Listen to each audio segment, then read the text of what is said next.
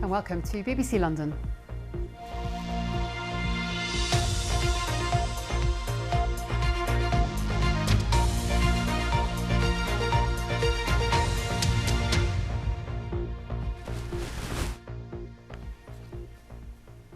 Good evening, I'm Victoria Hollins. The Met Police says it's stepping up its efforts to seize more e-bikes that have been illegally enhanced.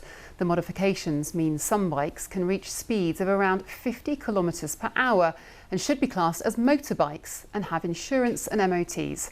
Our transport correspondent Tom Edwards explains. Stop. At Tottenham Court Road, a crackdown on illegal electric bikes. You do not have to say anything, but it may harm you professionally. It takes just seconds to start pulling in riders using illegal machines.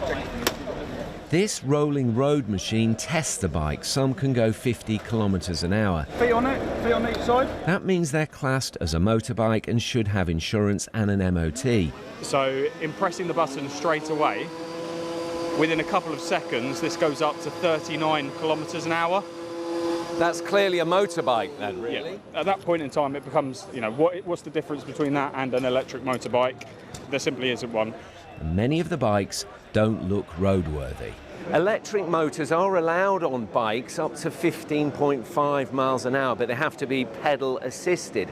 Most of the bikes being seized here are really electric motorbikes. The bikes are confiscated, and if the owner doesn't prove they have insurance, they will be crushed.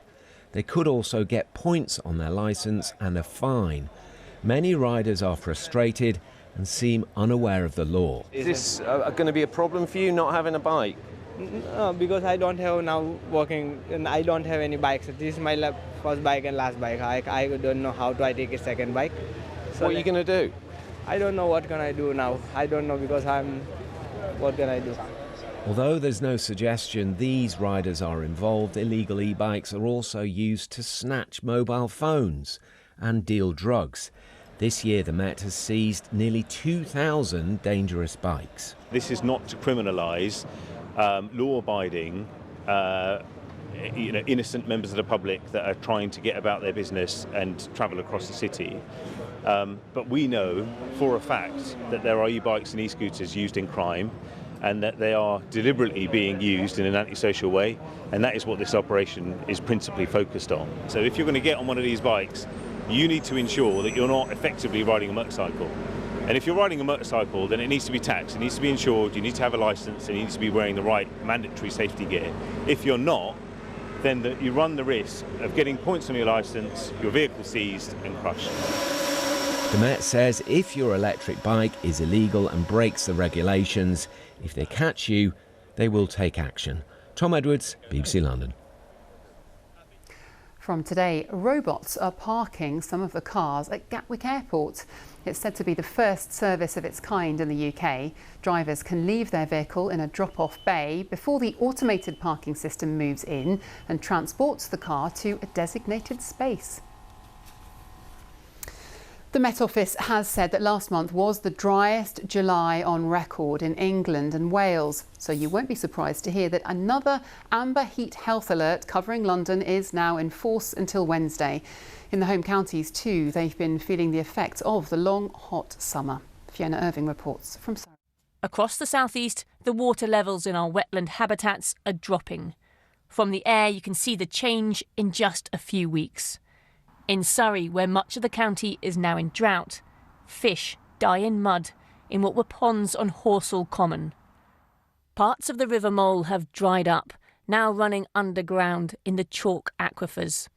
Only 0.7 millimetres of rain fell in the whole of the southeast last month. Farmer Robert Barr has recorded rainfall data for decades.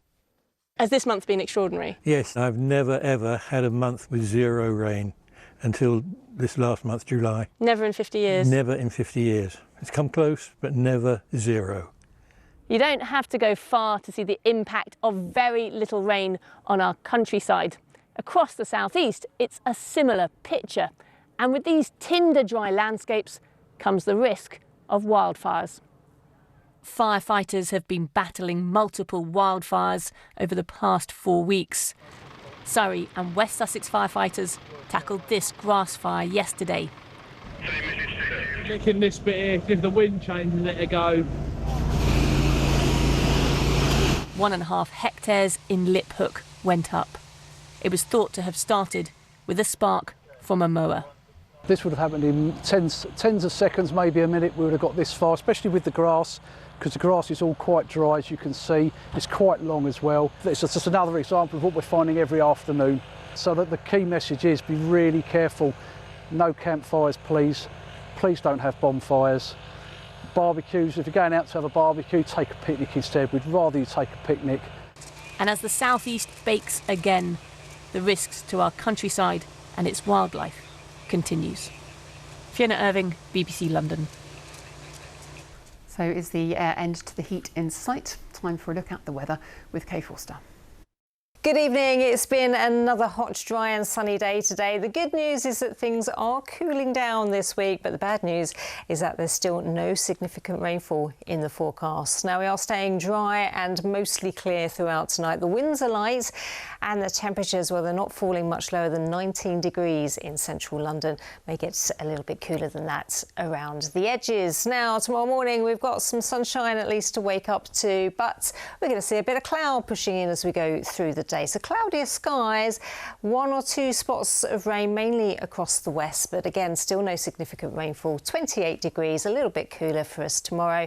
And we're going to get cooler still for the rest of this week. Temperatures more like the mid to low 20s. OK, yeah, that's all from me. There's all the day's stories, of course, on our website, including the firefighters helping hot horses in Bromley. But for now, from all of us, good night.